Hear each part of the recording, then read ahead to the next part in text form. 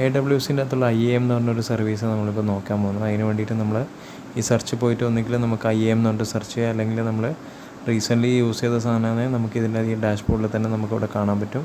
അപ്പോൾ IAMൻ്റെ മുകളിൽ നമുക്ക് ക്ലിക്ക് ചെയ്ത് കഴിഞ്ഞാൽ നമുക്ക് IAM ഡാഷ്ബോർഡ് ലോഡായിട്ട് വരും. അപ്പോൾ നമ്മളൊരു റൂട്ട് യൂസർ ആവുന്ന കേസിൽ നമ്മൾ MFA സംഭവം നമ്മൾ എനേബിൾ ചെയ്ത് വെക്കണം. അതായത് മൾട്ടി ഫാക്ടർ ഓതൻറ്റിക്കേഷൻ എന്ന് പറഞ്ഞ സംഭവം നമ്മൾ എനേബിൾ ചെയ്ത് വെക്കണം, കാരണം അത് സെക്യൂരിറ്റി പർപ്പസാണ്.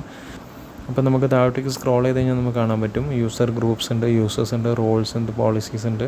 അപ്പോൾ യൂസേഴ്സ് എന്ന് പറഞ്ഞാൽ ഈ നിലവിലുള്ള എത്ര യൂസേഴ്സ് ഉണ്ട് എന്നുള്ളതാണ് ലിസ്റ്റ് ചെയ്യുന്നത്. റോൾസ് എന്ന് പറയുന്നത് അഡ്മിൻ റോളാണോ അല്ലെങ്കിൽ സാധാരണ നോർമൽ യൂസർ റോളാണോ, ഇങ്ങനത്തെ കാര്യങ്ങളെല്ലാം ഇതിൻ്റെ അകത്ത് മെൻഷൻ ചെയ്യുന്നത്.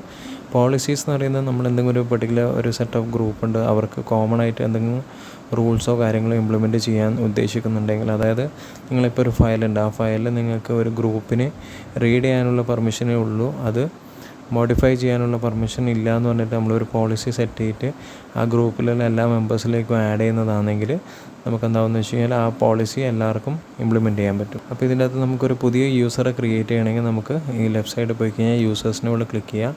അവിടെ നമുക്ക് നിലവിലുള്ള യൂസേഴ്സിന് നമുക്ക് പുതിയ യൂസേഴ്സിന് ഇവിടെ ക്രിയേറ്റ് യൂസർ എന്ന ഓപ്ഷൻ വെച്ചിട്ട് നമുക്ക് ക്രിയേറ്റ് ചെയ്യാൻ പറ്റും. ക്രിയേറ്റ് ചെയ്ത് കഴിഞ്ഞാൽ നമുക്ക് ജസ്റ്റ് ഇതിൻ്റെ മുകളിൽ ക്ലിക്ക് ചെയ്ത് കഴിഞ്ഞാൽ തന്നെ ബാക്കി ഡീറ്റെയിൽസും കാര്യങ്ങളെല്ലാം നമുക്കിവിടെ കാണാൻ പറ്റും. അപ്പോൾ അങ്ങനത്തെ കുറച്ച് കാര്യങ്ങളാണ് നമ്മൾ IAMൻ്റെ കേസിൽ വരുന്നത്. ഐഡൻറ്റിറ്റി ആൻഡ് ആക്സസ് മാനേജ്മെൻറ്റ് എന്ന് പറയുന്നത് ഒരു സെക്യൂരിറ്റി സൈഡായിട്ട് വരുന്നതാണ്. ആർക്കെല്ലാം പെർമിഷൻസ് കൊടുക്കാം, ആരെല്ലാം യൂസ് ചെയ്യാം, ആർക്കെല്ലാം പെർമിഷൻസ് ഡിനൈ ചെയ്യാം, ഇങ്ങനത്തെ കാര്യങ്ങളെല്ലാം നമ്മൾ സെറ്റ് ചെയ്യുന്നത് ഈ IAM എന്ന് പറഞ്ഞ സംഭവത്തിലാണ്, ഐഡൻറ്റിറ്റി ആൻഡ് ആക്സസ് മാനേജ്മെൻറ്റ്.